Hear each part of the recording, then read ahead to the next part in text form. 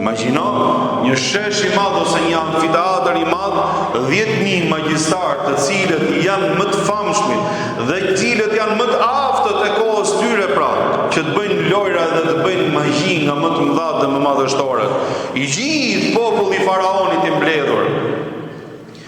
Ushtarët cilët e kanë rrethuar gjithë amfiteatrin ose vendin e shfaqjes, gjithashtu edhe faraoni me elitën e tij, me zullumin e tij, ndërsa nga ana tjetër Musa a.s. dhe Haruni vetëm 2 vetë. Mundet këtë pasur aty edhe ndonjë nga populli i Musait a.s. me ndonjë cep. Diku aty, pra, jo në vendin kryesor. Duhet ta dim të gjithë dhe ta ngulisim në mendjen edhe në shpirtin tonë se e vërteta edhe e drejta do të triumfojë.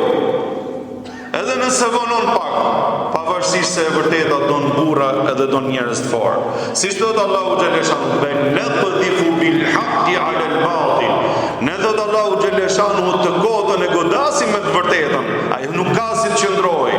Wa qul jaa al haqq wa zahaqa al batil. Dhe thuaj erdhi e vërteta dhe u zhduke kota.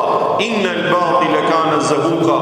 Sepse nga cilësitë dhe karakteri i të kotës është ajo është gjithmonë është e zhdukur, pra nuk ka bazament edhe nuk ka asnjë fuqi.